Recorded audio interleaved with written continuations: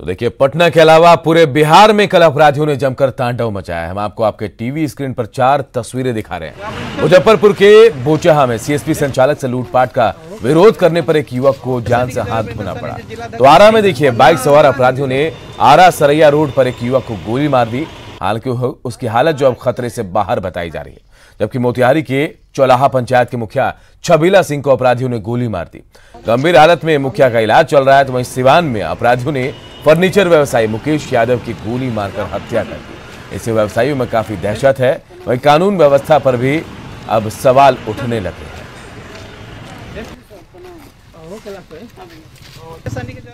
सबसे पहले बात मुजफ्फरपुर की। मुजफ्फरपुर में एक सीएसपी संचालक से लूटपाट का विरोध करने पर एक युवक की गोली मारकर हत्या कर दी गई। घटना बोचाह के लोसरी गांव की है, जहां मझौली हथौड़ी रोड पर 2 बाइक सवार लुटेरे सीएसपी संचालक से लूटपाट की कोशिश कर रहे थे। इसी दौरान सड़क से गुजर रहे वीरेंद्र सैनी ने इस लूटपाट का विरोध किया तो लुटेरों ने उन्हें गोली मार दी। अस्पताल ले जाने के दौरान वीरेंद्र ने दम तोड़ दिया। घटना के बाद से लोगों की नाराजगी भी देखी जा रही है। मौके पर पहुंचे राजद विधायक मुन्ना यादव ने बढ़ते अपराध के लिए पुलिस प्रशासन को जिम्मेदार ठहराया है।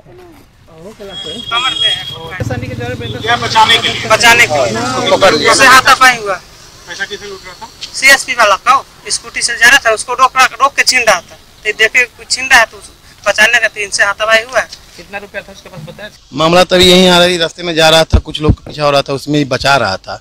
बचाने के दौरान हाथापाई हुआ है, उसी में गोली चली, जो जांग में यहाँ आया तो मृत्यु हो गई। बेखौफ है, सरकार क्राम का कोई चीज नहीं है। कहता लोग कानून का राज, कानून का राज, ये अपराधी का राज है, कानून का राज नहीं है अभी। और मुजफ्फरपुर, हमको लगता है कि बिहार में मुजफ्फरपुर आज के डेट में अपराध के मामले में नंबर 1 पर है। धनबाद के हीरापुर में पूर्व विधायक राजकिशोर महतो के घर से डकैती के आरोपी अजय साव को गिरफ्तार कर लिया गया है। यह आरोपी पूर्व विधायक के आवासीय कैंपस में बने मकान में किराए पर रहता था। टुंडी के पुरनाडीह में 24 जून को लाखों की डकैती हुई थी। इस मामले के लूट के सामान के साथ 2 आरोपी 25 जून को खतराज से पकड़े गए। इसी दौरान तीसरे आरोपी अजय साव के बारे में पता चला। तकनीकी सेल की मदद से धनबाद पुलिस को मामले की गुत्थी सुलझाने में सफलता मिली है। थाना क्षेत्र में जो घटना जो डकैती वाला मामला जो था जी, डकैती वाला मामला जो था, उसी से सब कुछ मिला इसके घर में सामान नहीं है डकैती का। इसका इन्वॉल्वमेंट कैसे आ रहा है? कोरोना काल में मुंगेर सदर अस्पताल में मानवता एक बार फिर शर्मसार हुई है। इमरजेंसी वार्ड में एक शख्स का शव मंगलवार देर रात से बेड पर पड़ा रहा, लेकिन मुंगेर अस्पताल ने और प्रबंधन ने शव को हटाने की जहमत नहीं उठाई। नया रामनगर पुलिस ने घायल हालत में इस शख्स को अस्पताल में भर्ती कराया था, जहां इलाज के दौरान उसकी मौत हो गई। लेकिन इमरजेंसी वार्ड के बेड पर घंटों गुजरने के बावजूद शव को हटाने की जहमत नहीं उठाई गई। शव से उठ रही दुर्गंध से मरीज परेशान हुए और उसी हालत में यहां इलाज भी करा रहे थे।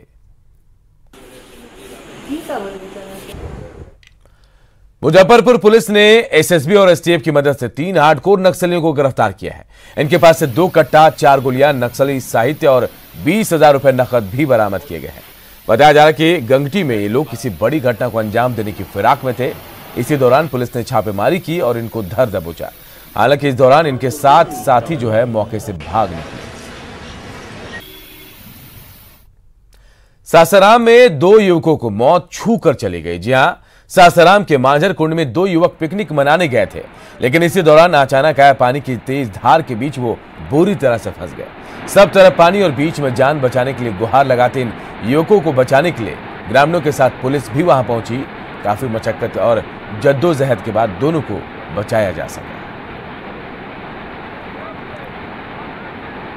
पर्यटक वहाँ जाते हैं और बारिश के मौसम में जो जलप्रपात बनता है उसको देखते भी है और उसमें नहाते भी हैं लोग। उसी क्रम में पता चला कि 2 नवयुवक वहाँ पे फंस गए थे तेज धार के कारण।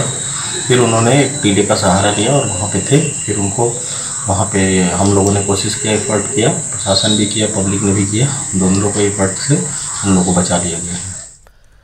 खगड़िया के गोगरी प्रखंड के बीरबास गांव के पास कोशी नदी से हो रहे कटाव से लोग दहशत में हैं।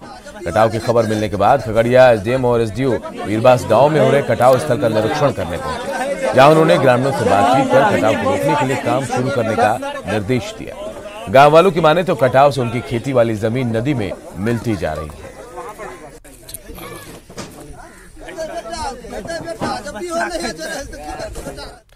समस्तीपुर के बूढ़ी गंडक नदी का जलस्तर तेजी से बढ़ रहा है, जिसके बाद इस इलाके में बाढ़ का खतरा मंडराने लगा है। नदी किनारे रहने वाले लोग बाढ़ की आशंका से डरे हुए हैं। हालांकि 16 जून तक बाढ़ को रोकने के लिए तैयारियां पूरी होनी थी, लेकिन लॉकडाउन की वजह से थोड़ी देर हो गई। बाढ़ से निपटने के लिए अब प्रशासन जोर शोर से लगा हुआ है। मिट्टी के कटाव को रोकने के लिए 10,000 बोरियों में बालू भरकर रख दिया गया है।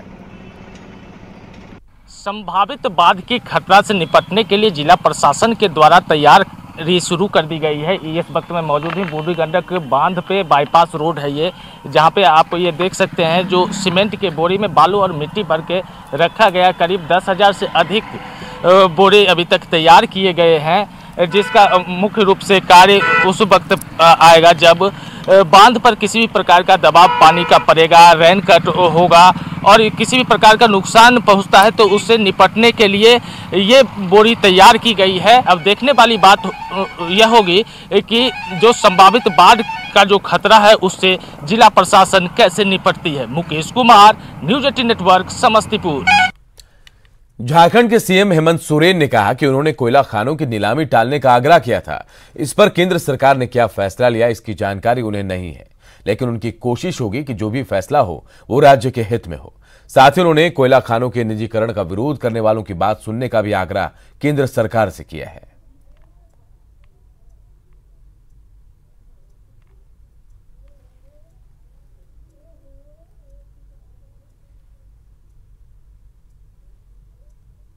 निजीकरण को लेकर के हमने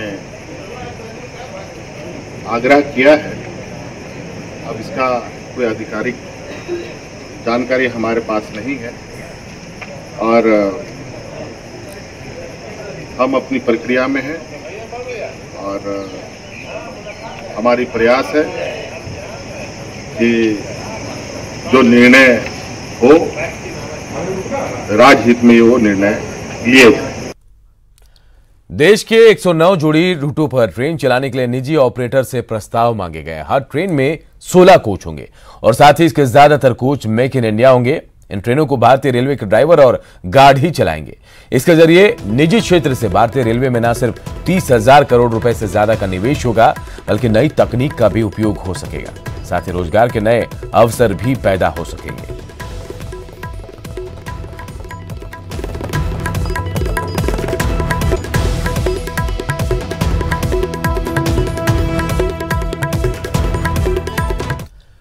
जेडीयू ने आरजेडी के 5 एमएलसी को पार्टी में शामिल कर सियासी गलियारों में फिर से दल बदल पर लंबी बहस छेड़ दी है। हालांकि बिहार की सियासत में ऐसा पहली बार नहीं हुआ है।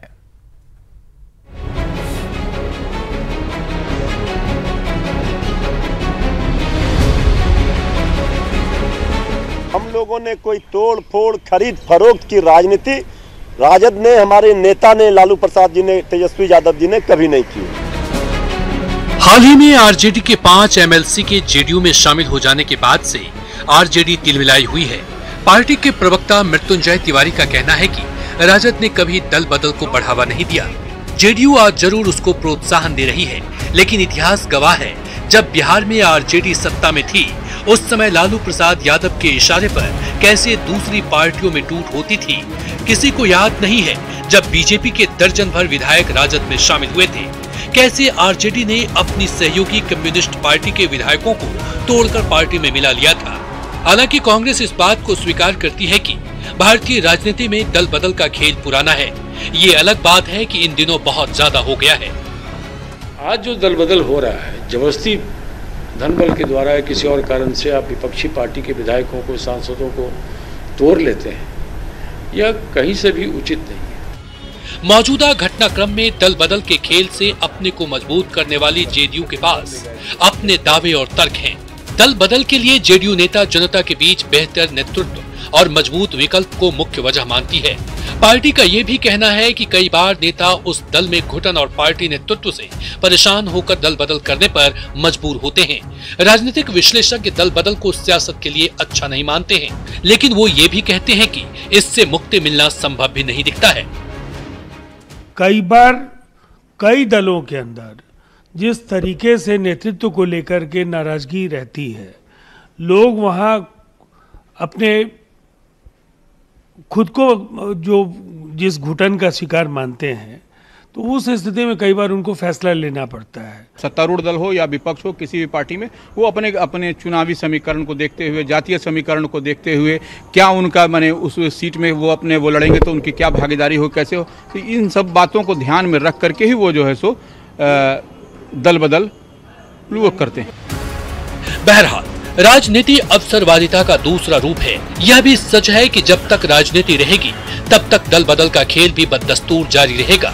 भले ही इसको लेकर राजनीतिक पार्टियां एक दूसरे पर छींटाकशी करते हों और खुद को पाक साफ बताते हों, लेकिन यह भी सच है कि इस हमाम में सभी नंगे हैं। न्यूज 18 के लिए पटना से संजय कुमार की रिपोर्ट।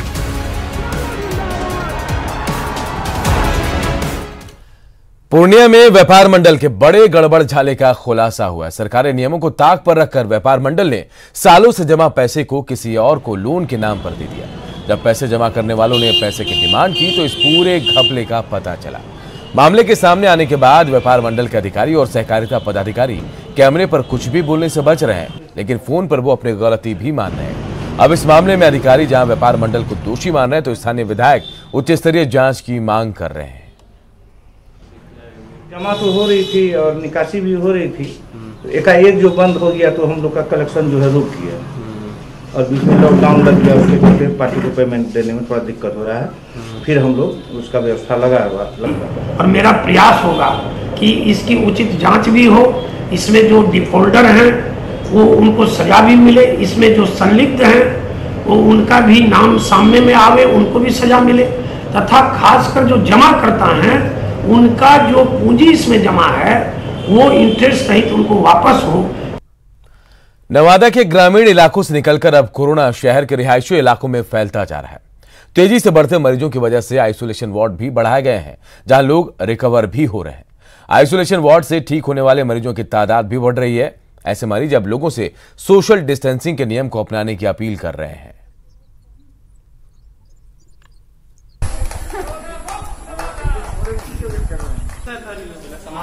होने चाहिए। उनको लगता है कि सिर्फ जो पॉजिटिव है उनके बारे में उनको पता है, इस वजह से वो हो सकता है उनको कोरोना, लेकिन ऐसा नहीं है। मार्केट में और लोग कौन हैं पॉजिटिव, ऐसा हर किसी को नहीं पता है। इसके लिए कोई ऐसा कोई मशीन नहीं बना है कि देखते के साथ पता चल जाए। तो सोशल डिस्टेंसिंग बहुत ज़रूरी है और अपने आसपास में भी ये चीज़ लागू करें तो अच्छा रहेगा। अपने घर में भी ये चीज़ को फॉलो करना चाहिए। सरायकेला में भगवान जगन्नाथ की बहुरा यात्रा निकली। कोरोना के चलते रथ की बजाय भगवान भक्तों की गोद में सवार होकर मौसी बाड़ी से मंदिर पहुंचे। रास्ते में भक्तों ने उनके दर्शन किए और खूब जयकारे भी लगाए। हालांकि इस दौरान रास्ते में एक दिन विश्राम करने की पुरानी परंपरा है, लेकिन कोरोना की वजह से उन्हें सीधे मंदिर ले जाया गया, जहां उन्हें सिंहासन पर बिठाया जाएगा।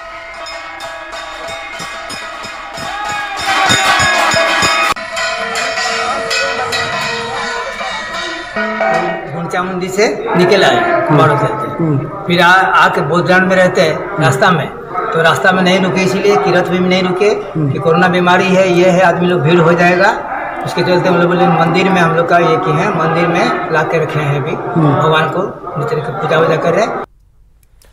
साहेबगंज के पहाड़िया बहुल गांव में करोड़ों रुपए खर्च करने के बाद भी हालात नहीं बदले।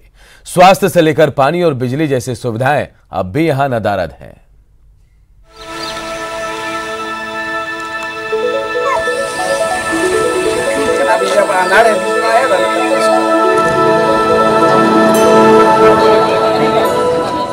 आदिम जनजाति की बहुलता वाले साहेबगंज में सरकार की बेहतर स्वास्थ्य व्यवस्था को लेकर करोड़ों खर्च के बाद भी हालात नहीं सुधर पाए हैं। पहाड़िया जनजातीय गांव के चिकित्सा केंद्र में ना तो डॉक्टर हैं और ना ही एम्बुलेंस की सुविधा।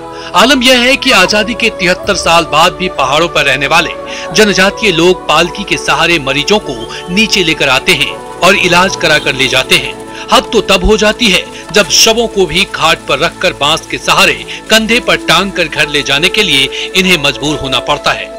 आज सुबह पता चला है, पुलिस भी था बराबर साथ में। उसके बाद हम लोग आए तो यहाँ पर लाए, तो यहाँ से अभी गाड़ी नहीं दे रहा, बोल रहे ऐसे ही लेके जाओ। हम लोग उठाए अपना लाश ऐसे हम लोग लेके आ रहे हैं। इसी तरह ढोके ले जाते हैं। पूरा पहाड़ में ऐसे रास्ता नहीं है, गाड़ी उड़ी नहीं चढ़ता है, इसलिए रास्ता का हम लोग को ज़रूरत है। तो इसके लिए कुछ एम्बुलेंस नहीं दिया जाने के लिए? गाड़ी तक नहीं दिया सर, कोई मदद नहीं करता है सर। हालांकि स्वास्थ्य सुविधाओं की चर्चा पर उपायुक्त फाइलों में नई योजनाओं और प्रस्तावों पर चर्चा करते जरूर दिखे। उपायुक्त ने कहा कि पहाड़ों पर जाने के लिए बाइक एम्बुलेंस की व्यवस्था के लिए योजना का प्रारूप बनकर तैयार है। कुछ एक पहाड़िया सेंटर्स को हम लोगों ने चिन्हित किया है कि जहाँ पे हम लोगों को कुछ विशेष सुविधाएं देने की ज़रूरत है, तो उसके लिए हम लोग कैंप्स वगैरह प्लान कर रहे हैं कि उन जगहों पे हम लोग कैंप वगैरह के लिए टीम को भेजेंगे। साथ ही साथ उन जगहों पे एम्बुलेंस वगैरह का इशू रहता है, तो वहाँ पर हम लोग जो है सो बाइक एम्बुलेंस वगैरह की भी खरीदारी करने का प्लान कर रहे हैं, जिससे कि जो भी व्यक्ति बीमार पड़ता है उसको आसानी से हम लोग ला सकें। आदिम जनजाति के विकास के नाम पर करोड़ों रुपए खर्च करने के बावजूद पहाड़ी पर स्थित गांव में स्वास्थ्य सुविधाओं की बदहाली देखकर ये अंदाजा लगाया जा सकता है कि आदिवासियों के समुचित विकास की फाइल तैयार करने वाले सरकारी नुमाइंदे कितने गंभीर हैं। ऐसे में झारखंड सरकार को लापरवाह अधिकारियों पर सख्त कार्रवाई करने की जरूरत है। न्यूज 18 के लिए साहिबगंज से निशांत की रिपोर्ट। पूर्णिया में केज तकनीक से मछली उत्पादन किया जा रहा है। एक और जहां इसके लिए सरकार की ओर से 50% अनुदान मिल रहा है, तो वहीं कम मेहनत और कम लागत में मत्स्य पालकों को अच्छी आमदनी भी हो रही है। रिपोर्ट देखिए। पूर्णिया के डगरुआ प्रखंड के दरियापुर में चंद्रेश्वरी जलकर आजकल क्रेज तकनीक से मछली उत्पादन के लिए चर्चा में। यहाँ के 100 लोगों ने मिलकर एक मछुआ समिति बनाई है। ये लोग ड्रम में जाल बांधकर क्रेज तकनीक से नदी में मछली उत्पादन कर रहे हैं। मत्स्य पालक शंभू चौधरी कहते हैं कि पहले ये लोग मजदूरी करते थे, लेकिन अब मछली पालने से लाखों रुपए कमा रहे हैं। 10 रुपए, 20 रुपए, 50 रुपए कमाते थे। अभी सरकार जो योजना निकाला है उससे हमको लगता है कि हमारी पीढ़ी और सब कोई बहुत अच्छा जिएंगे और 100 परिवार इससे जो जीते हैं उसका जिंदगी और बेटर हो। मत्स्य विभाग के उपनिदेशक ललन चौधरी ने कहा कि क्रेज तकनीक से मछली की वृद्धि भी तेजी से होती है, साथ ही बीमारी का खतरा भी नहीं रहता। वहीं जिला मत्स्य विभाग पदाधिकारी कृष्ण करहिया ने कहा कि क्रेज तकनीक के लिए सरकार मत्स्य पालकों को 50% अनुदान भी दे रही है। केज में मछली हमारे सुरक्षित व्यवस्था में रहते हैं, उनके साथ कोई समस्या होती है जैसे बीमारी हुआ किसी तरह का, तो उसको तुरंत हम उसको रेमेडी करते हैं। उनके खाना खिलाने में हम लोगों को जैसे सुविधा होती है, खाना का खपत भी कम होता है। देखिए जो ये प्रोजेक्ट कॉस्ट है 48 लाख का है, जिसमें 50% सब्सिडी है, यानी 24 लाख की सब्सिडी है। अभी तक में हम लोग उनको 12 लाख की सब्सिडी दे दी। तभी जो भी एक्सपेंडिचर को काट रखे, हमको लगता है कि 15 से 20 लाख के बीच में आएगा। क्रेज तकनीक से मछली उत्पादन की सराहना करते हुए जिला पदाधिकारी राहुल कुमार ने कहा कि इससे सरकार के जल जीवन हरियाली योजना को भी बढ़ावा मिल रहा है। ये जो नई तकनीक है और जो क्लाइमेट रेजिलिएंट जो क्रॉप्स है, जिसमें पानी का दोहन, जो भूगर्भ जल है उसका दोहन कम होता है, जो राज्य सरकार के जल जीवन हरियाली अभियान का भी एक बहुत महत्वपूर्ण अवयव है, तो उसके अंतर्गत किसानों को हम लोग प्रेरित कर रहे हैं, जागरूक कर रहे हैं और किसानों की तरफ से भी काफी अच्छा रिस्पांस देखने को मिल रहा है। बहरहाल मत्स्य पालक यदि क्रेज तकनीक को अपनाकर मछली उत्पादन करें तो वो दिन दूर नहीं जब आंध्र प्रदेश की तरह बिहार में भी नीली क्रांति होगी। जरूरत है तो सिर्फ मछुआरों को प्रशिक्षित कर इस तकनीक को बढ़ावा देने की। न्यूज 18 के लिए पूर्णिया से कुमार प्रवीण की रिपोर्ट। और इस बुलेटिन में फिलहाल इतना ही, लेकिन खबरें लगातार जारी। देखते रहिए न्यूज 18 बिहार झारखंड।